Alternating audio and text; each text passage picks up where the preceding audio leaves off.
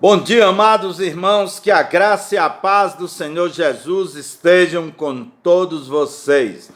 Abram suas Bíblias em Gênesis capítulo 50, nosso devocional desta manhã com o tema Esperando Deus Agir, se encontra em Gênesis 50, do verso 15 a 21. Eu vou ler, os irmãos acompanham em suas Bíblias. Diz assim a palavra do Senhor. Vendo que seu pai estava morto, comentaram entre si os irmãos de José: e se José for nos tratar como inimigos, nos retribuir todo o mal que lhe fizemos no passado? Por isso mandaram um recado a José nestes termos: antes de morrer, teu pai nos ordenou que lhe revelássemos seu desejo.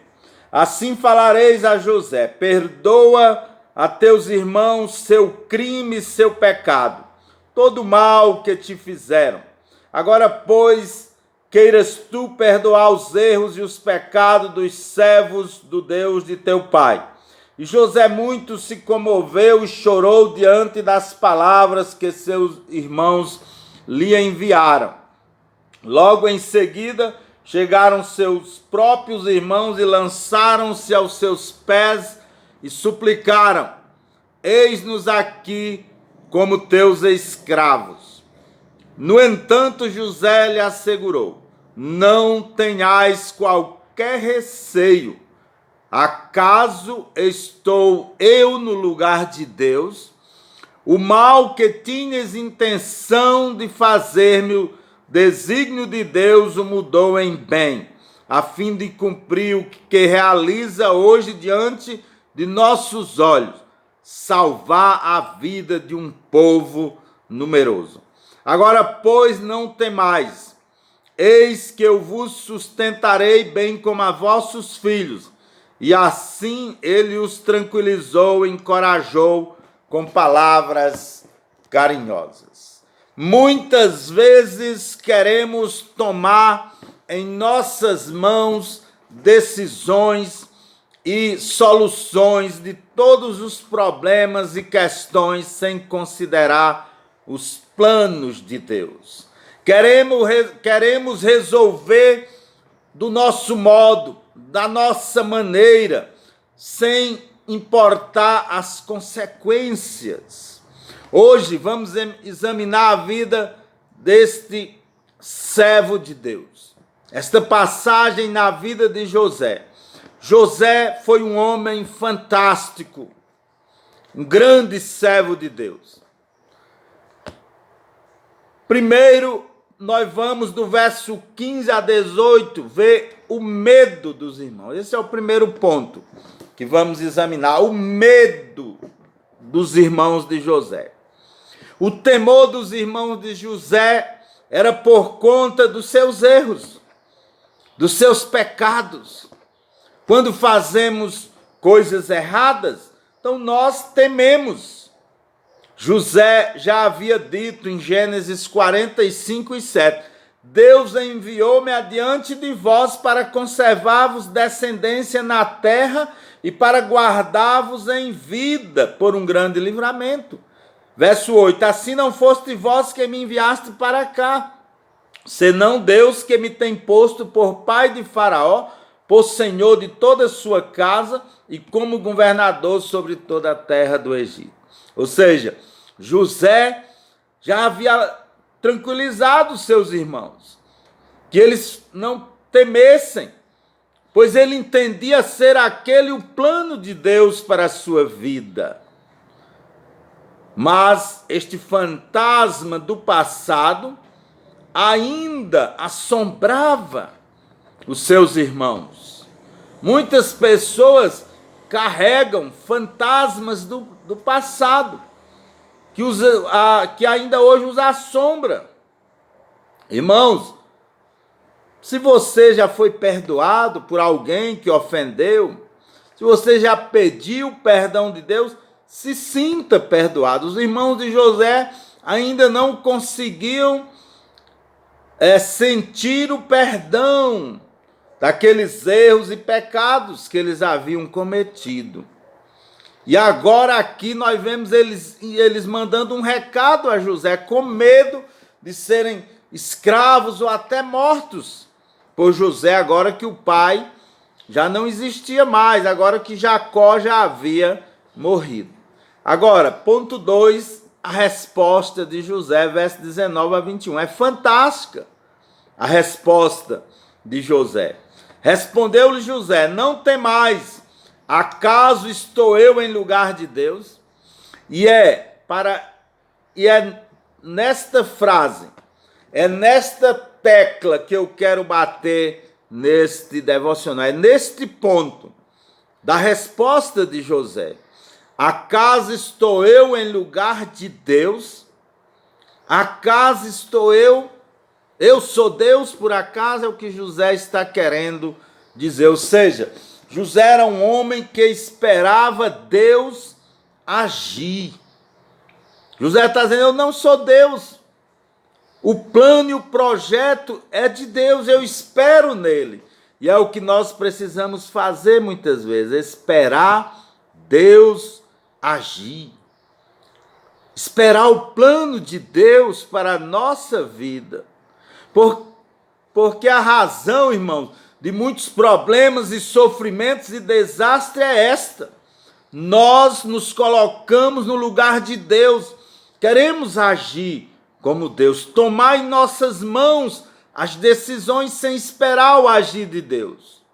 Na conversão de uma pessoa, muitas vezes nós queremos forçar, amamos tanto um parente, um amigo, que queremos forçar.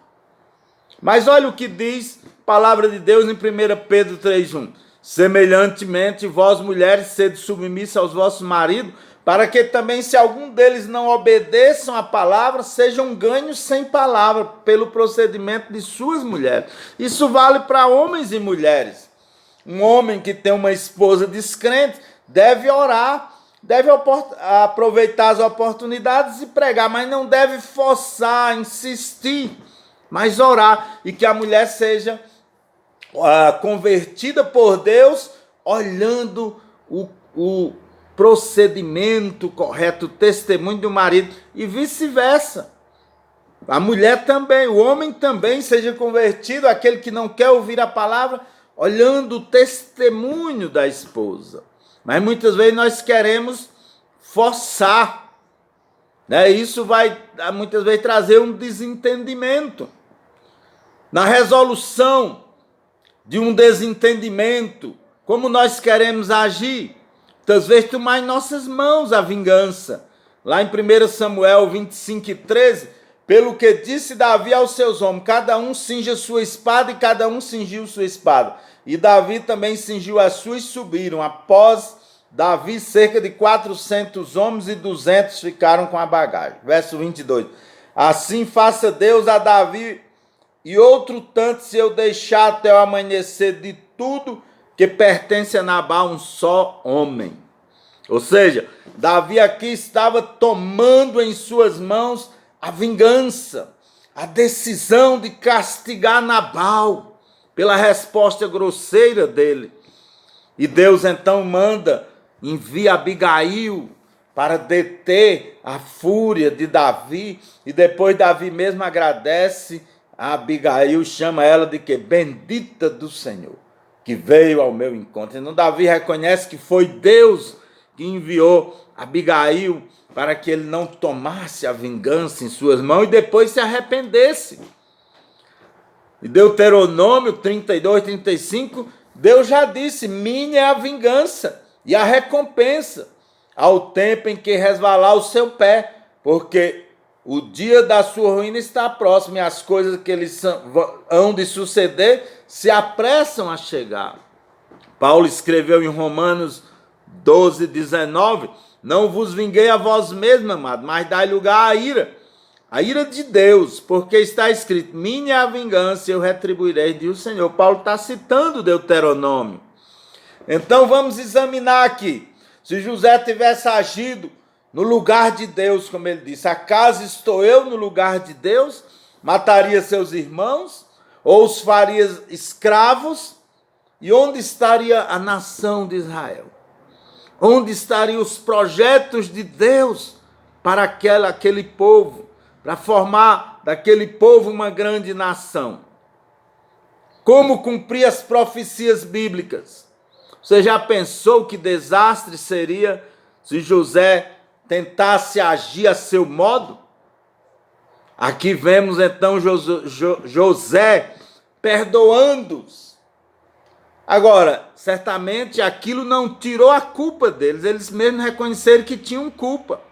E José diz no verso 20, vós na verdade intentaste o mal contra mim. Eles fizeram mal a José.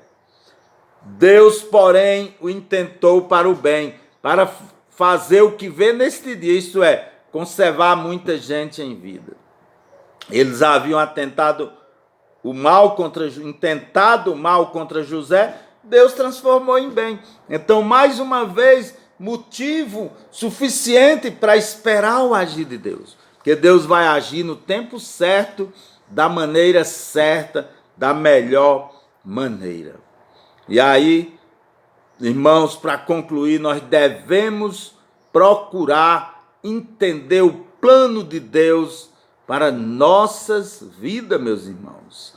E que fique esta frase aí com você. Acaso estou eu em lugar de Deus? Então, antes de agir do seu modo, da sua maneira, ore, procure a direção de Deus. Porque Deus está no controle. Os irmãos intentaram o mal contra José, mas Deus transformou em bem. Nós devemos aprender a esperar. Devemos aprender a esperar em Deus e confiar no seu plano, que é o melhor. Então vamos a esperar o agir de Deus. Na hora certa ele vai agir da maneira correta, da melhor maneira. Você está achando que este tempo difícil está demorando a passar? Você acha que tem algumas situações na sua vida que você precisa agir? Antes, ore e espere, aprenda a esperar o agir de Deus. Vamos orar? Santo e eterno Deus, Pai amado, nós pedimos que o Senhor nos ajude a esperar no Senhor. Que nós possamos, ó Pai Santo, aguardar a Tua resposta em oração, pois a Tua resposta, o Teu agir é o melhor. Pai amado, aplique esta mensagem aos nossos corações. Pedimos por todos os Teus servos, ó Deus amado, que o Senhor conforte, que o Senhor esteja consolando cada um deles e suprindo todas as suas necessidades, sejam materiais ou espirituais. Esta é a nossa oração, nome santo e amado do nosso Senhor Jesus Cristo. Amém.